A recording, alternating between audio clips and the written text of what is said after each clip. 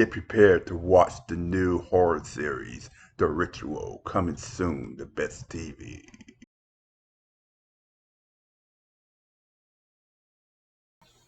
Hey, you know me, Ralph Williams, the host of Exposed. Thanks for joining in, and I'm very excited for this episode because I am interviewing Scotty Parkin, who plays Leatherface, and the writer and director Steve Murnau of the upcoming film Sawyer Massacre. Sawyer Massacre is a Texas Chainsaw Massacre fan film, and we are looking to help fund this project.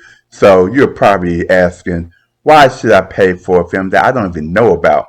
Well, check out this trailer, and then you will be intrigued. Is this really the place? Come on, Jimmy, it'll be fun.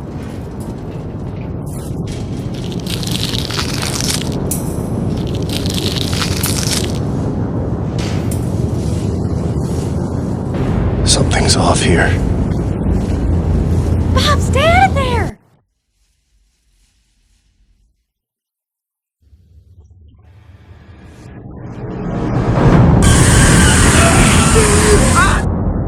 You're crazy!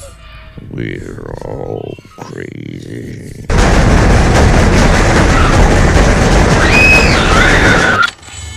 Everybody.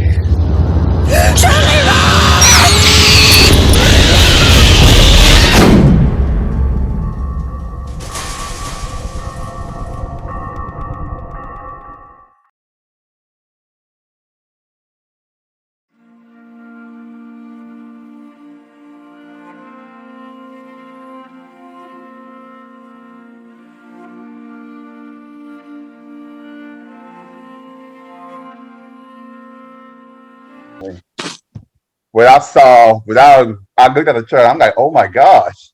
And then suddenly, I'm just chilling out Saturday, and suddenly an advertisement popped on YouTube. Really? I'm like, wait a minute. This is bigger than I thought this was going to be. At first, I'm like, oh, big, but it's like, oh, it's a, just a, film, it's cool. But when I saw that, I'm like, okay, this is off. I see it's good, but that's just one person. Yeah. Everybody else can see this. Yeah. Wow. Yeah. No, we're doing all we can to get it out there. And just the stuff you saw in the trailer, that's not even the movie. That's just stuff that we filmed to tease what we want to do. It was like a proof of concept. So yeah, we have some pretty big plans. Wow. Well, yeah. I'm gonna watch it. I'm gonna watch it. Is it gonna be in major theaters, or where can I see that? No, it will be released on YouTube because it is a fan film. So all the money raised for this goes directly back into the film and the production. Because it's a fan film, we technically can't make money on it, right? We can't say it's for the creators of, or because we don't thing with fan films, it's what's the best way to say it? A fair use. Basically, what we want to do is we want to tell a story within that universe. So I don't know if Steve was talking to you at all, but it takes place about 5 years before the original film. So it's not a prequel or an origin story. It's like a day in the life of the Sawyer family. And the Sawyer family is the Chainsaw family, I guess, right? Have you seen the original films at all, or any of the remakes at all? I know of it. I'm a horror fan, but there's there's so much stuff out there. And sorry about that. When I heard the Texas Chainsaw Man, I tried to get into it. I may have seen one. I think I saw one, but come on, that was a long time ago. Highly recommend, if you're going to watch any of them, find the original version, and that's what we're going for the actual look and the feel of the whole movie. we're really trying to catch the essence of the original film, because there's so many different sequels, and there's a new one that was just finished, and a lot of it, and this has nothing to do with our production, but the brand new one they just filmed was filmed in Romania. It was delayed because of the pandemic, but the first cut of the film, they're not liking it. So we want to go back to the original vision of what these college kids did back in the 70s. So yeah, really looking forward to it, because we don't want to reinvent it. We just want to pay homage, bring your own stuff to the table, of course, but not make something. Basically, that original movie is pretty wonderful, and I would say darn near perfect, even though it was technically low budget and all stuff back in the day. But we want to really pay homage to that original film, but just elevate it a little bit more. Yeah. Well, okay. I mean, the original film was in the 70s, right? Yeah. Yes, it was. Yeah. And I can't remember the exact year. I think it was 70. No, it was yeah, it was like the mid 70s. I can't remember the year now.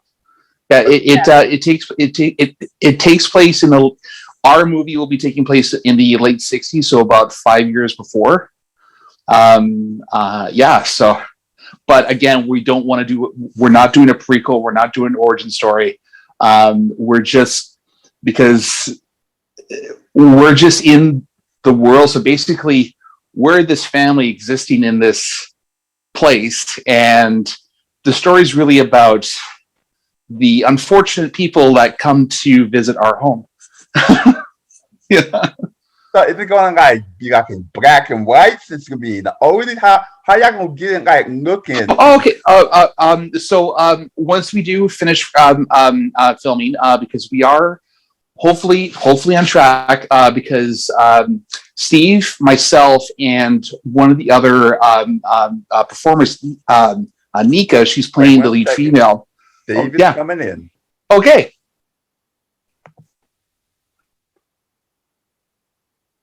Anyone, Steve? I see him. He's connecting. Hello. There he is. Hey, This is Steve. Steve, how you doing? Yeah, I made the power just came back on literally like 2 minutes ago. Right? So Hooray. I frantically set everything up. I am doing this talk with Scott. So now I have two awesome people I'm talking to about an awesome movie. Come on. Awesome. I am There lucky. you go. Very lucky. There you go. Well, you know what, Scott? I'm sorry, Scott. Continue. Okay. So, yes. So, the stuff you've seen in the trailer. Yes. I'm sorry again. My partner is coming in. So, Okay. yeah. More the merrier. Let him come. But go ahead. Keep talking. Okay. All right. So, where was I? Oh, yes.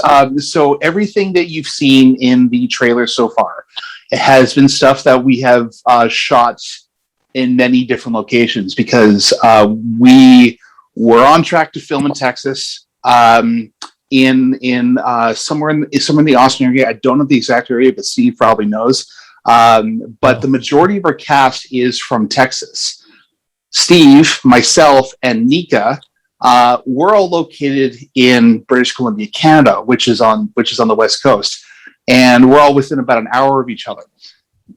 Because of the pandemic, we don't know the border situation for crossing right now. Like, we could get down there, but we don't know about coming back, about self-quarantine, because I think all of us are either half or almost all vaccinated, but we don't know the exact situation. So they're going to announce at the end of the month.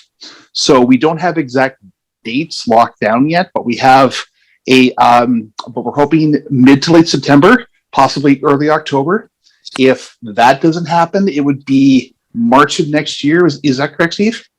Yeah, in fact, I think we can pretty much safely say it's going to be March of next year, because the thing is, if we were to make September is out. September is definitely out. If we were to make October work, we would have to know now. We'd have to know now. Yeah. so that we can make the right preparations to make it happen. So we need to know our border situation now. We don't actually have all the locations locked in. I just found out I have to recast 2 of our actors down in Austin. It is very, very likely. I'm going to say 99% sure that we are definitely filming in March of next year. And that would be early March, probably somewhere between the 1st and the 5th.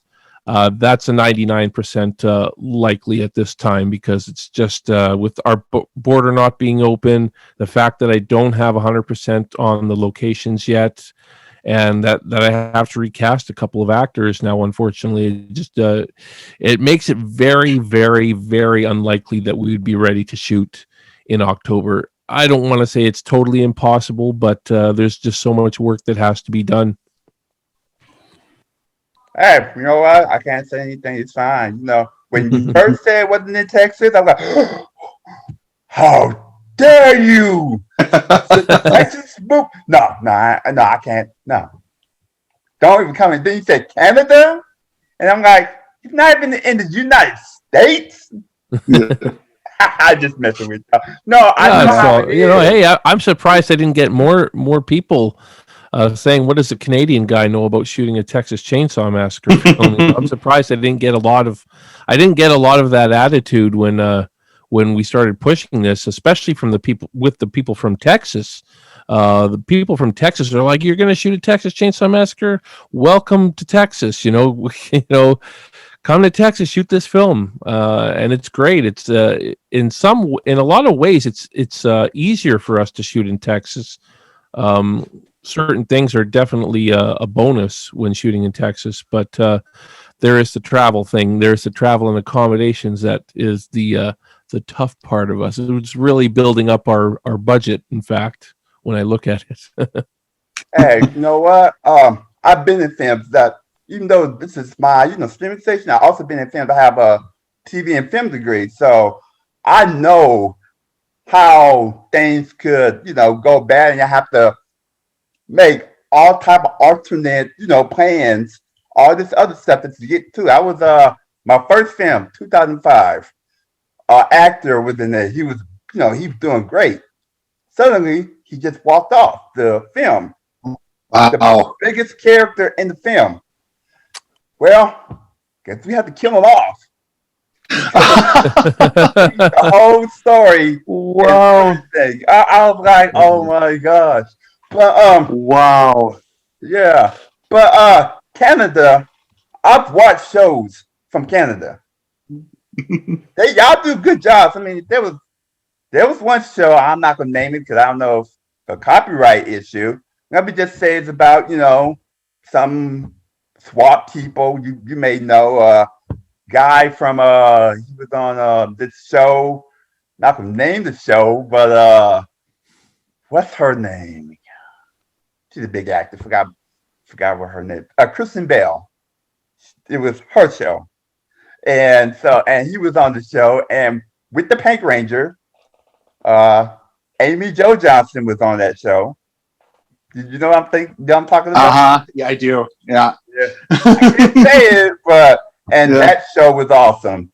I wanted them to stay on, but I guess they got, for some reason, they got canceled. I don't know why. The show was awesome. No. But what I'm saying is that you have to do what y'all have to do to make the film work. Mm-hmm. So, exactly. I mean, there's always a chance we could get down there, but then it would be a rushed production if we tried to do it in October, in my opinion. And I just don't think that it makes sense. I don't think the pieces are all quite there to make the quality film that we want to make. We want to make a good quality film.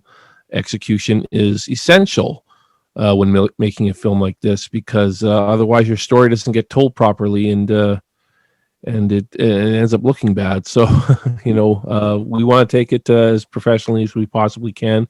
We're still hoping to raise more money for it too. We've got enough to shoot down in Texas now. It's about making sure we have enough without making sacrifices, though. Because sacrifices that I don't want to have to make if possible. But guys like me, we learn to be creative when we have no budget. I've shot so much stuff with no budget before, and it's about, well, how can you be creative so that you can shoot these things and imply them rather than actually show them, So, but again, we'd rather have the budget if we can get it. Yeah, what budget y'all working for? Can you tell me, or what kind of how much? Right now, I mean, I can tell you what we've got right now, and that's roughly between 17 and 18,000 US towards our production budget, which is not a lot. I mean, it might sound like a lot, but it's not. When you think, Hollywood films are made for multi-millions of dollars, even in the horror genre, the average horror film is made for something like 15 to 20 million dollars, so 15 to $20,000 is not as peanuts. It really is. So not that we can't do it. Again, I've made short films as low as $300 that looked great.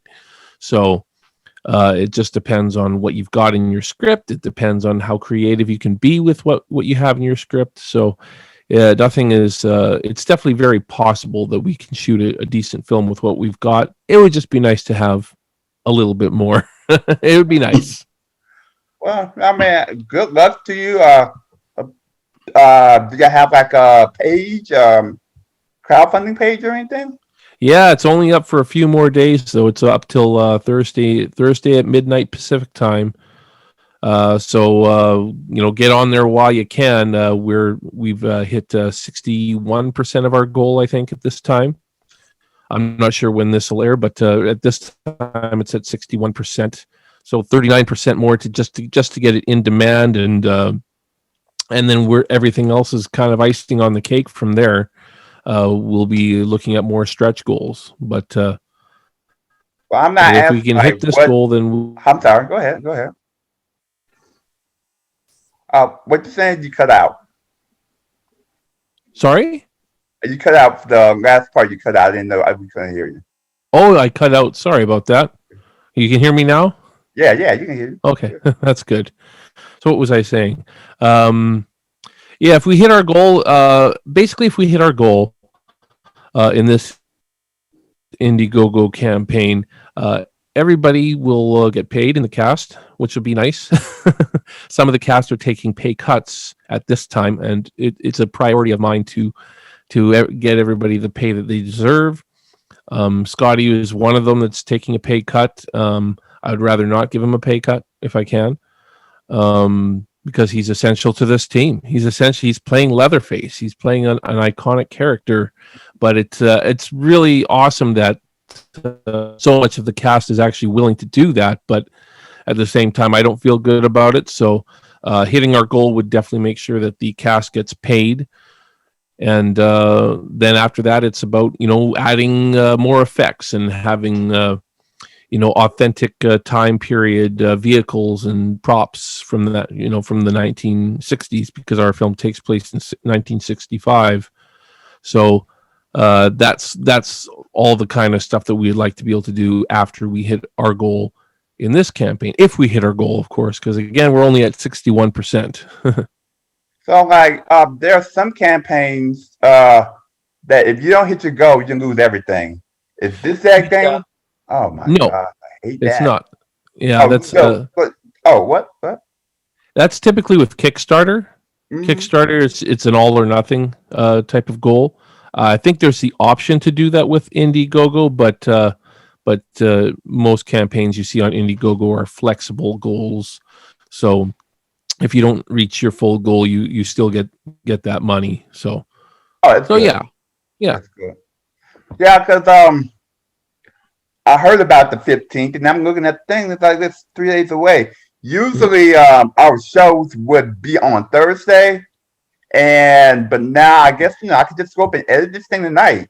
I want at least help to try to get it going, and maybe we can, So I want this to really work.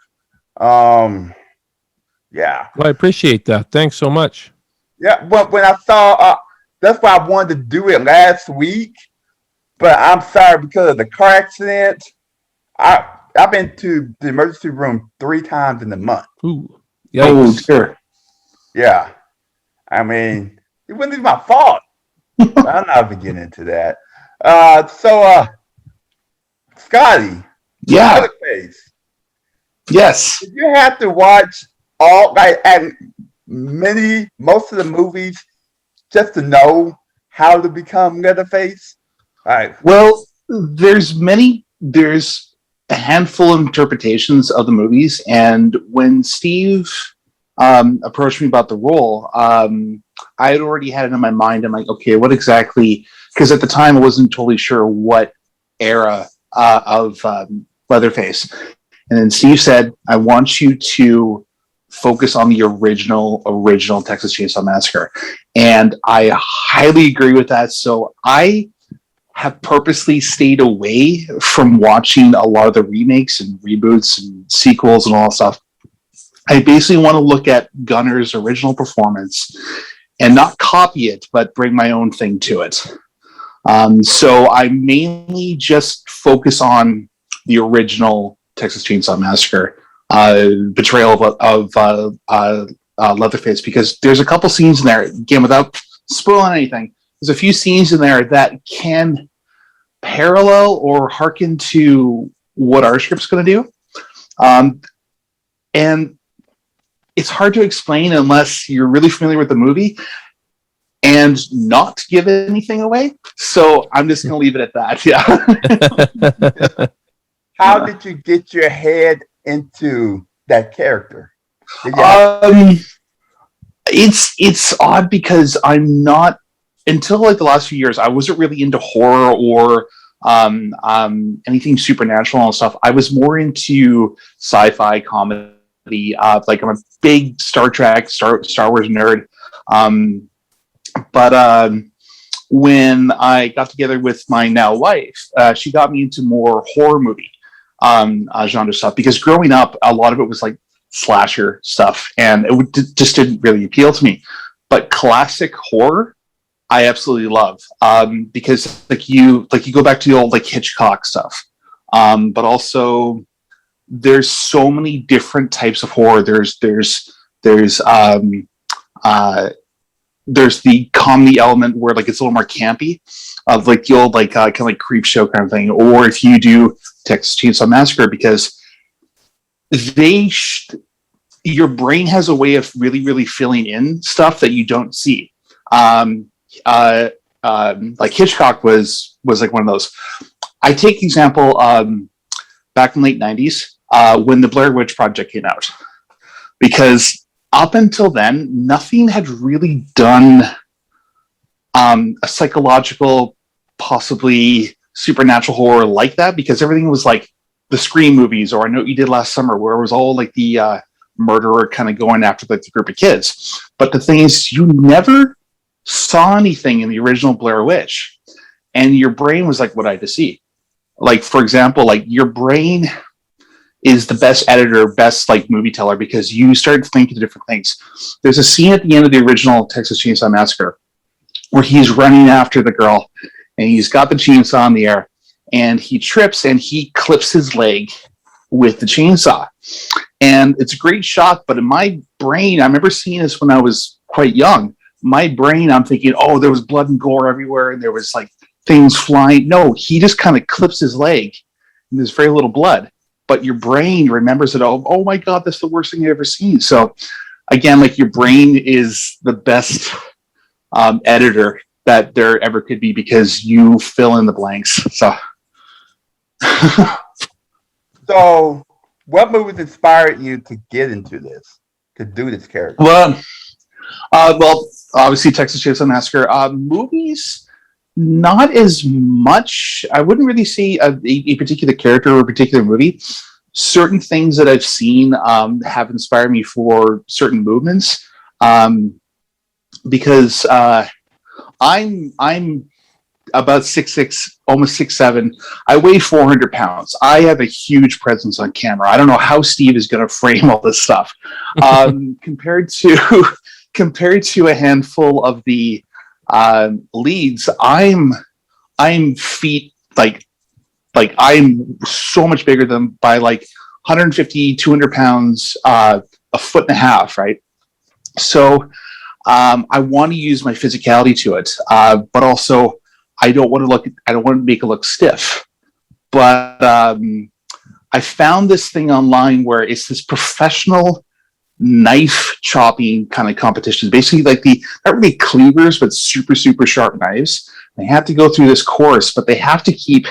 But a lot of the contestants have this not a locked upper body, but all the power comes from their upper body. Because I want to make it look like I could take a cleaver and go through your arm. So that's what kind of inspired me for the movement for this. Now, it's been taking a lot of practice. I'm trying to get my stamina up because I've been hitting the gym. Like I went to go work out at 6:30 in the morning this morning. I basically walked around the treadmill for about an hour. Did a whole weight routine to get my stamina up because I got to pick people up. Literally had to pick people up.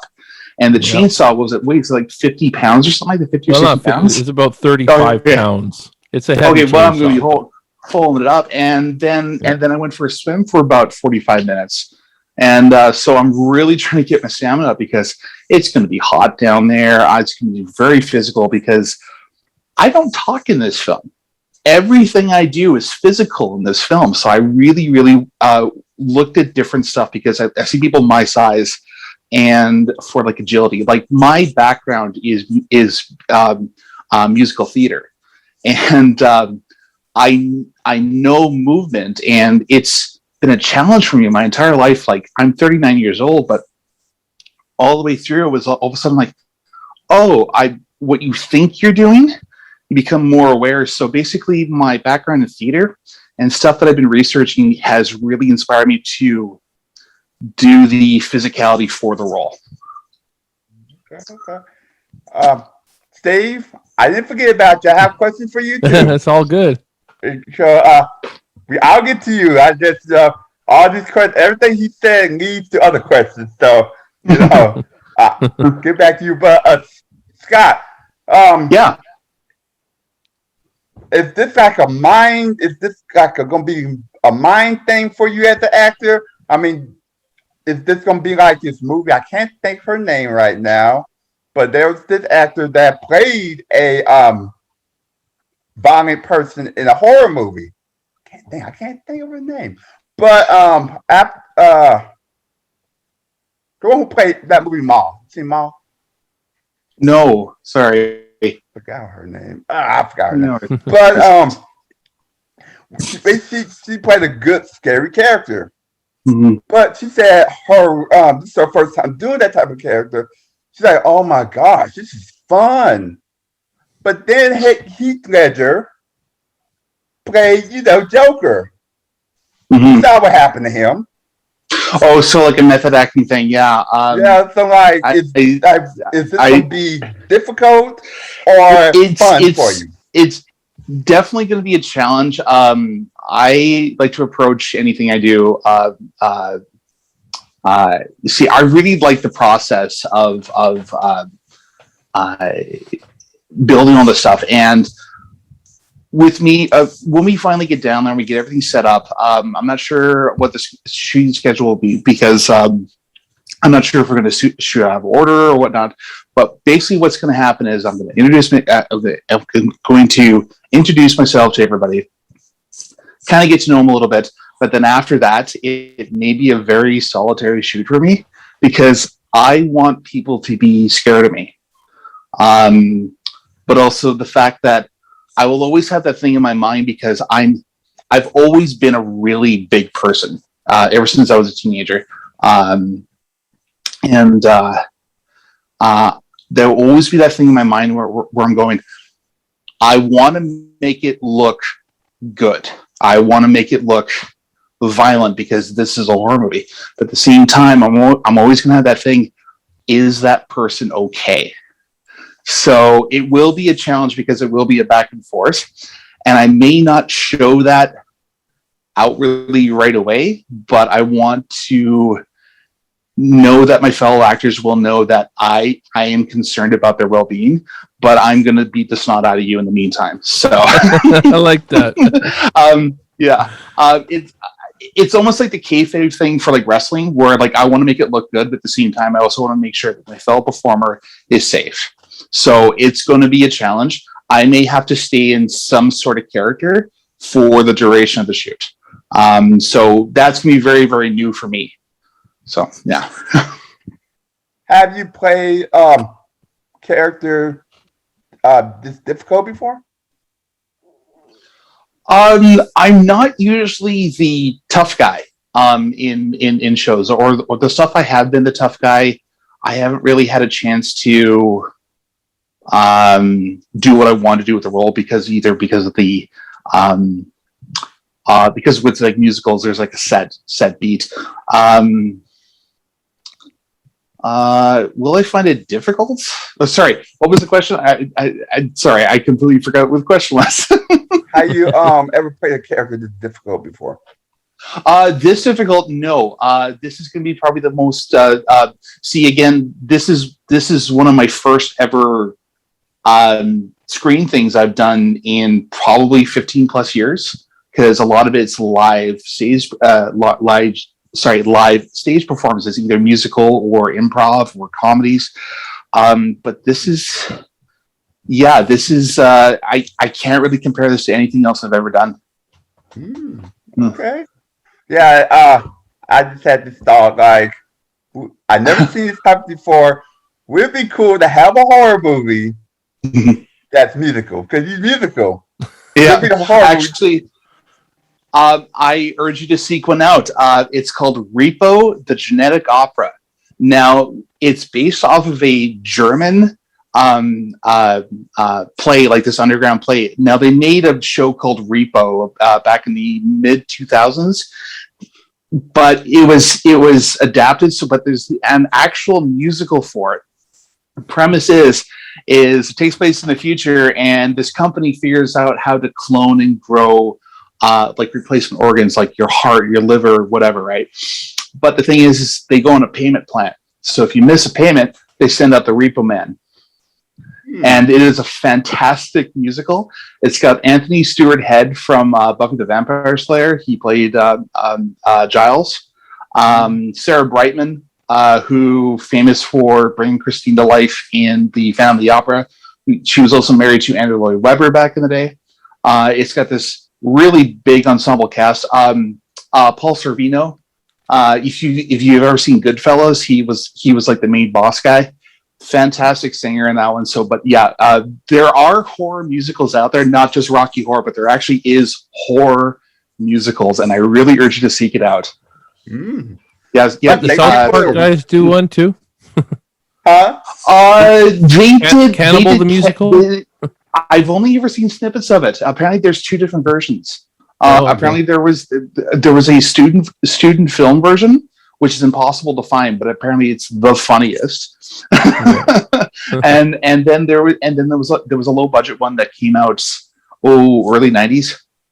Yeah, it was before South Park. I know that. Oh yeah. So, South Park. Go ahead. I'm sorry. Go ahead. Oh yeah. South Park's been on the air for almost 25 years now. Isn't that crazy? That's just crazy. Yeah. Yeah. Unbelievable. I think I was in 8th grade when South Park started. Yeah. Man. Dang. How long have you been acting? Since high school. So I'm 39 now. In some form of acting for 25 years. Okay. Nothing ever serious.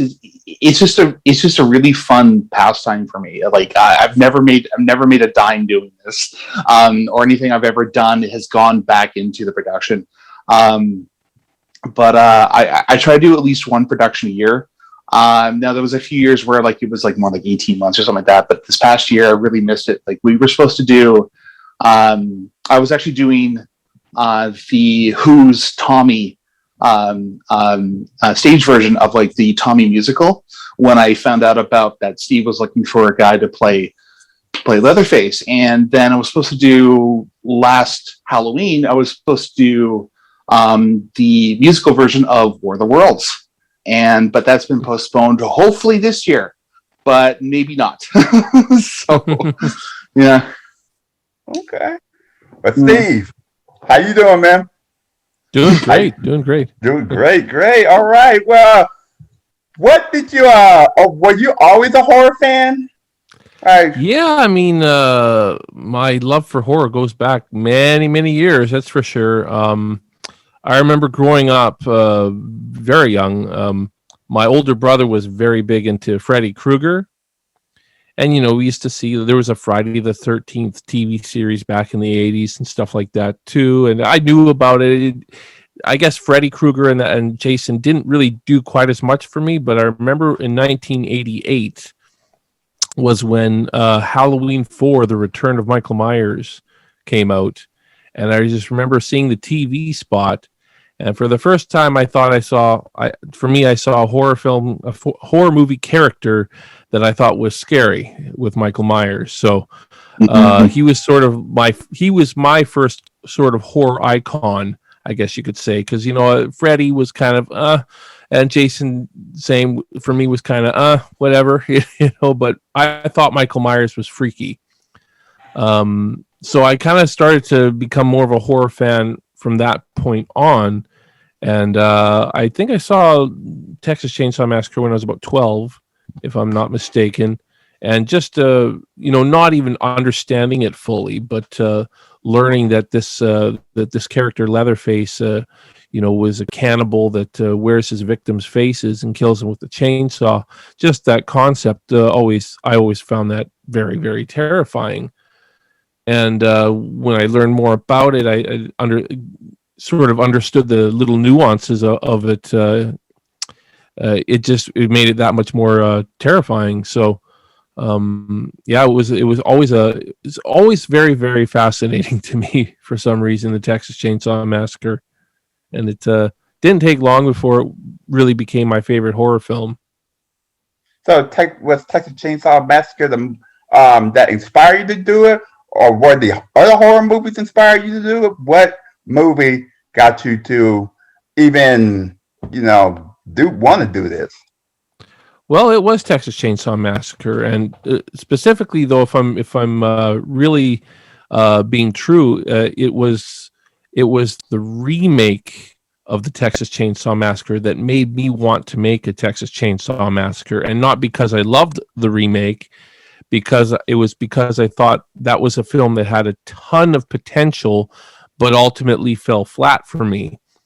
And I thought, boy, there was a missed opportunity here, and there was a missed opportunity here, and a missed opportunity here. And I started thinking about those missed opportunities and how I think that the film could have been a masterpiece if it had done these certain things differently. And that's just when the idea started to come on how I would make a Texas Chainsaw Massacre film. And it took a long time. I mean, the remake came out back in 2003. And I saw it in theaters, and the ideas were started flowing back in 2003. And to think that it took this long for the script to really take shape to where it is now. But again, I was somebody who had to sort of learn all the little nuances and had to actually learn storytelling properly and actually how to write a script, because I at that point, back in my 20s, I had never written a script before. So that was a process on its own, but it finally took the right shape. It finally took the right shape, and we're at the point where we're pretty happy with the script, and a lot of people are behind the script, which is a big reason why we are where we are with this film. We wouldn't have gotten this far. We wouldn't have raised nearly $30,000 if it wasn't for a good script. So. Ultimately, I'm pretty happy with that and the overall response. So I guess this is kind of a true calling for me, I guess. I don't know. I mean, I'm one of those guys that I'm a lover of all films, really, and would love to be able to try different genres and stuff as well. But it does seem like horror is definitely a bit of a calling for me. Is this your first horror movie? This will be my first feature-length horror movie.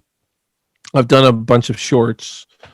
I did do one feature-length film, but it wasn't a horror film, and that's never been released because it had a million technical problems that we just haven't been able to fix. But yeah, this will be my first feature length horror film, so very exciting. Yeah, I would be excited too. Yeah. What other genres you done? Well, I've dabbled with comedy a little bit. I don't know if you can say I'm very good at it, but I did a couple of shorts that were comedic, and I did my feature film I did was actually like a romance coming of age drama sort of thing of all things.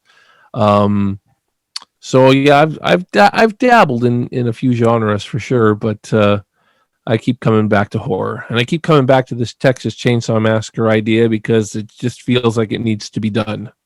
So horror is your favorite one? Favorite genre out of all of them? Favorite one to make, I would say. I don't know if you could say it's my favorite genre of film. I don't think I can really say I have a favorite genre of film. But it's probably my favorite to make. It's probably the most fun to make. You can have more fun. It's not something you have to take totally seriously. Not like with comedies or something like that. Comedies are really tough because you have to nail the comedy. And I've tried comedy a couple times now, and I don't know if I really nailed it. It's on the actors a lot, though. I mean, comedy is, if you have the right actors to do comedy, then chances are you can make a pretty good film, even with a not so funny script. Good actors can make a not so funny script funny, So, especially ones that can improvise.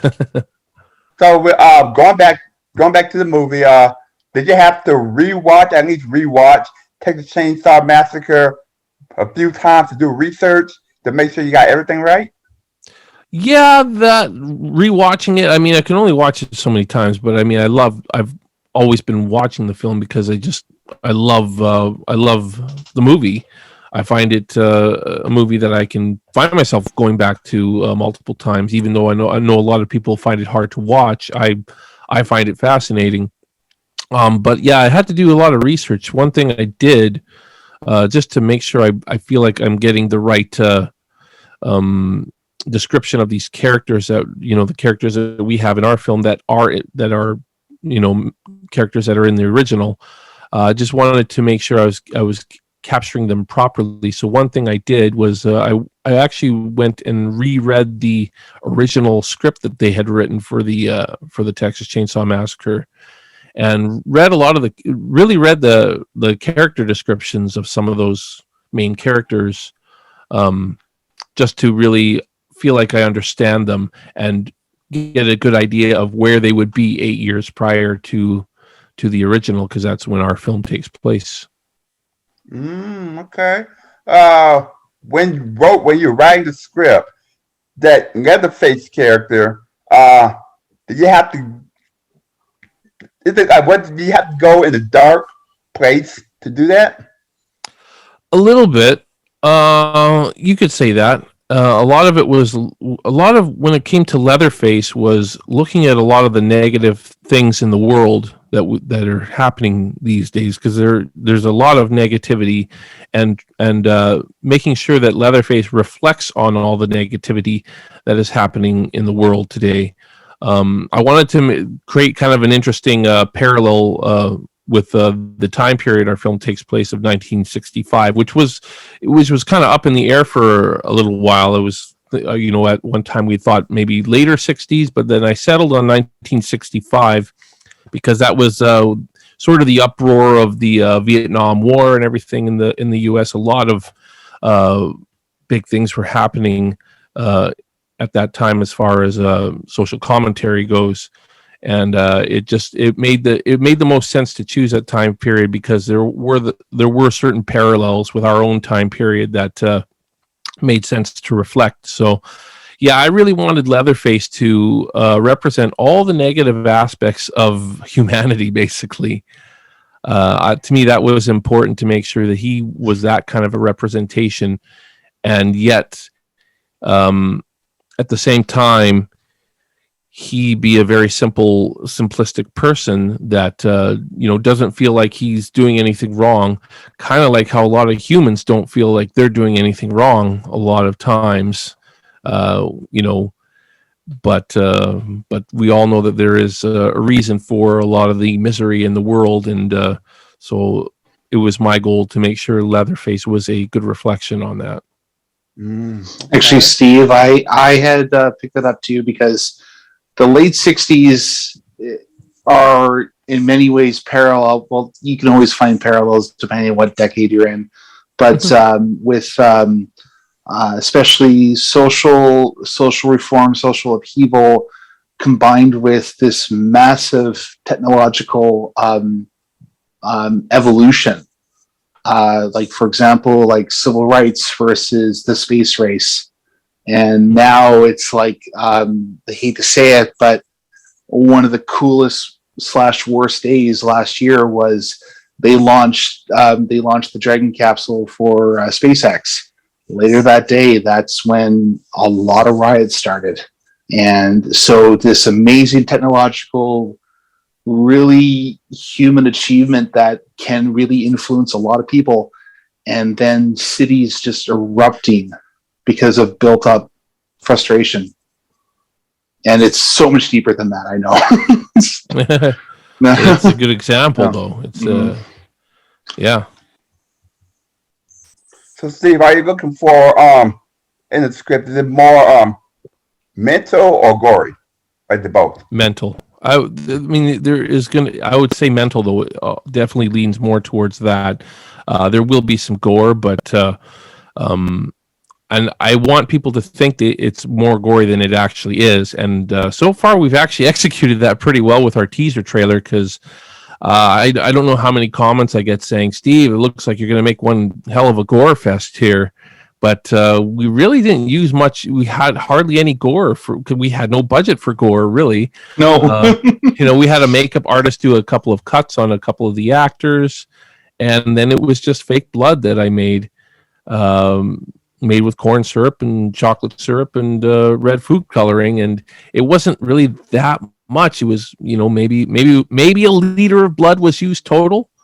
And we just kind of splattered it on Scotty. It splattered it a couple of the actors. That was it. It was really not much. There's not a lot of the really gory stuff. We just didn't have budget for that. We didn't have budget to pay a makeup art or a special effects artist to, have intestines and stuff, falling everywhere and decapitations and all. We don't, I don't plan to do that kind of stuff anyways. I'd rather imply that there was a decapitation rather than actually see it.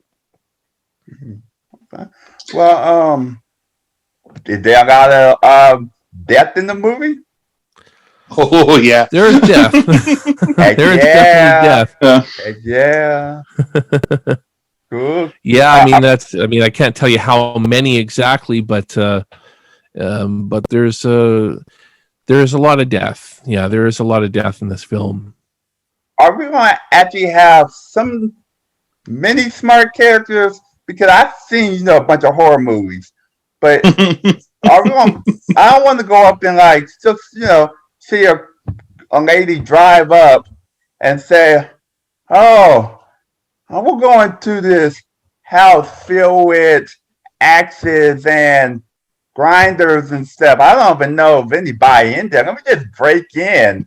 And then you walk up in there, somebody pulled out like a big, any weapon.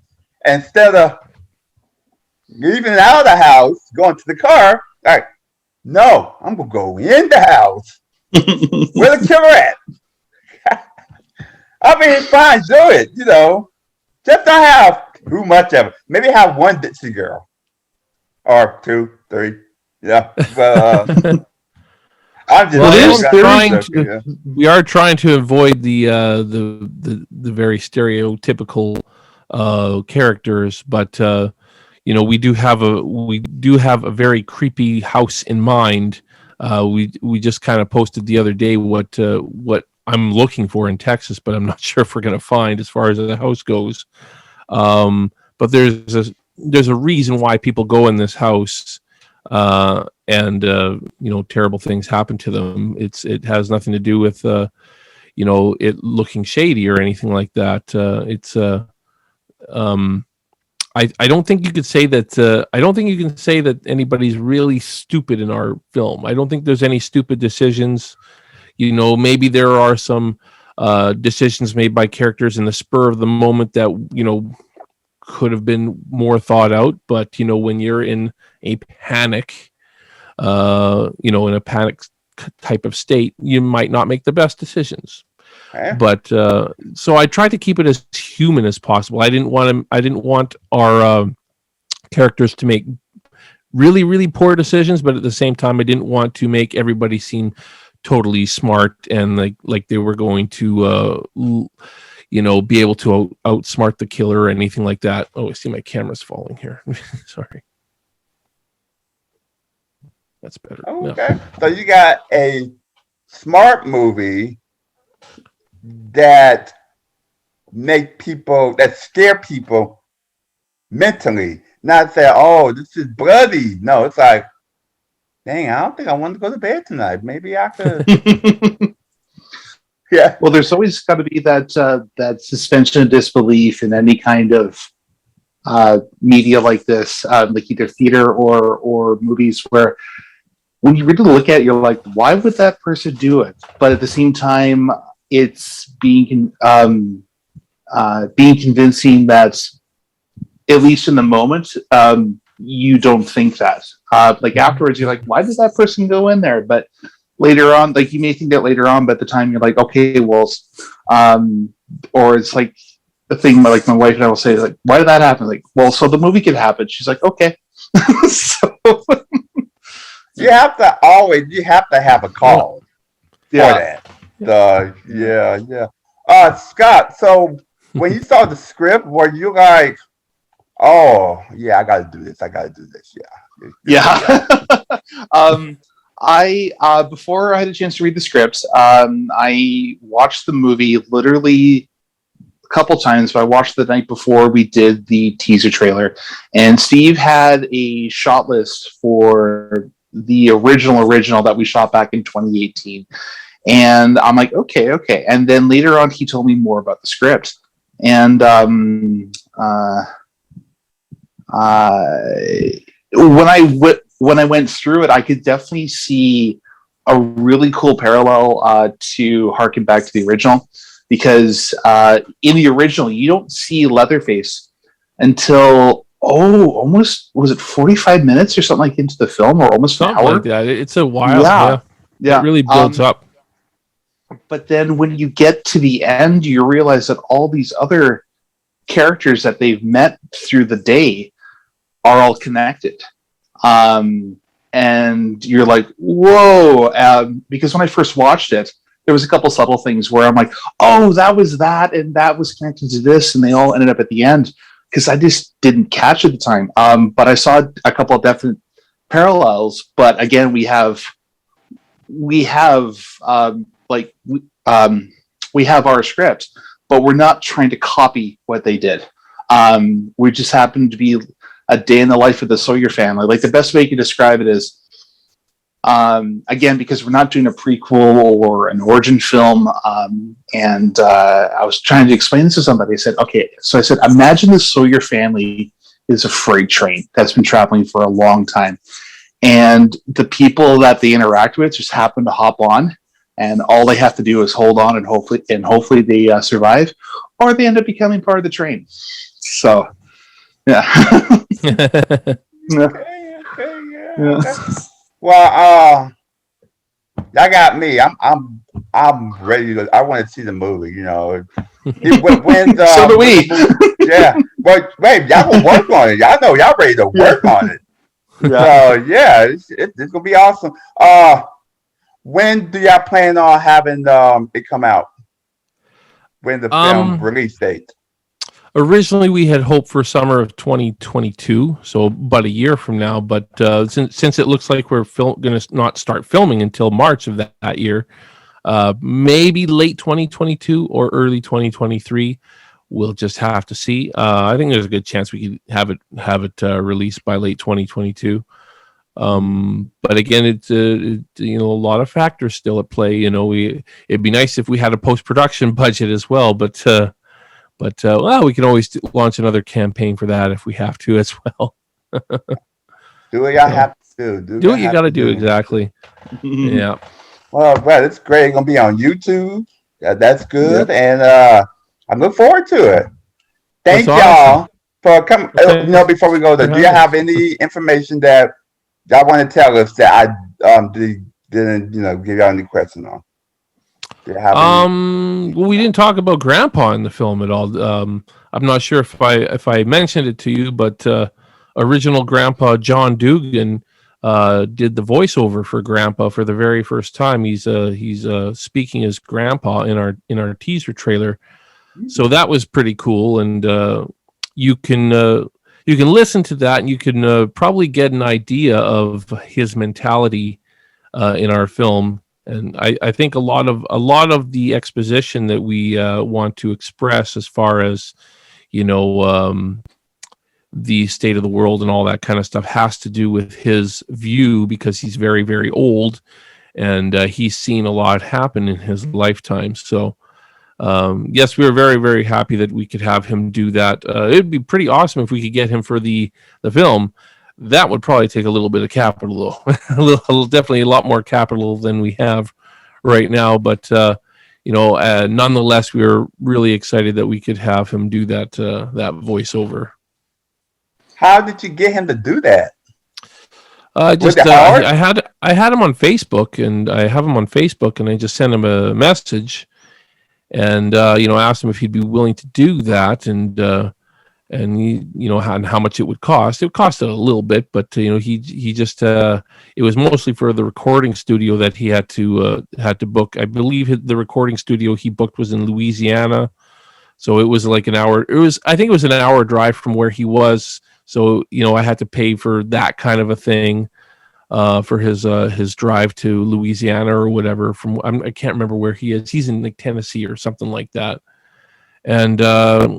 So it was a few $100, but he did it, and it's just 4 words, but 4 powerful words. So he was gracious enough to do it, and really happy that he did do it. And man, I would love to have him in the actual film. Love to have him in the actual film. Anything's possible, right? hey, you have to do. If it happens, that make it awesome. But you have to do what you have to do. I just think it's going to go great any way it go. Scott, y'all can do this. So, hey, I think it'll go well.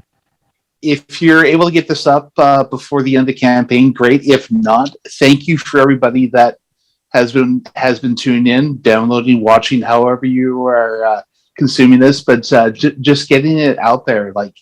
I had people that have said to me, "It's like, oh, I'm sorry, I'm just not in a position to support you financially." I said, "Hey, the fact that you're sharing this and getting it out there means so much to us, because like the thing with the World Wide Web, like this filmmaker from Canada wants to film a movie in Texas and cast people literally from all over North America. Without social media, you really think this would have been as relatively as easy as it has been so far?" Definitely. So yeah. Not that it's been easy, but it's been made easier because of social media for sure. Yeah. Okay. But just like absolutely thank you for everybody that has contributed or liked or just said, "Hey, we're looking forward to it." Like that means so much to us. Yeah, even people commenting on the trailer, it's like that means a lot, to have people commenting on the trailer, and majority of it is as positive as it is. Of course, you have a few people that don't like it, and you can't please everybody, and that's fine. But geez, all those people that have liked, supported, shared, man, it's we really, really appreciate your support. Thank you so much, and we look forward to making the best possible film we can. With the budget that will be granted at the end. So far we're, $17,000 to $18,000 funded to make the film, but hopefully we can raise a little. I'd like to get over that 20 mark. I'd like to get over 20K towards the budget, but we'll see. We'll see. Okay, yeah, great. Steve, I'd like to talk to you for a moment after the film, after this interview. I have some questions, something, see if you can even help y'all make this even better to the audience. So Awesome. just hold on one second. Thank you all. Thank you too for bringing this to light. Audience out there, good movie coming out, and I hope y'all want to see it too, because I want to see it. So thank y'all, and good luck on everything. Y'all have a good one. Thanks. We look forward to scaring you soon. Thank you, Scott. Thank you, Scott. Thank you. All Thank you right. very much for having us, Ralph. Okay. Thanks, Ralph. Bye-bye. Bye. Bye.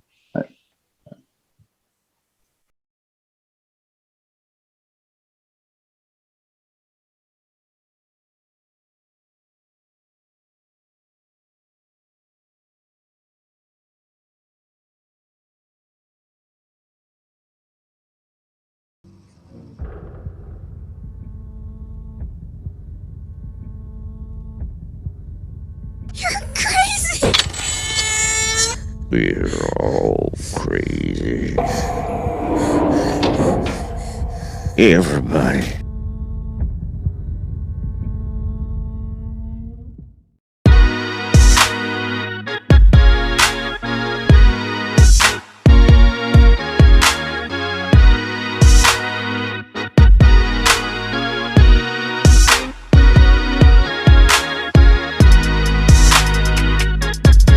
I am speaking with Gary Cho, the manager of the Rising Star Stunt Team. I actually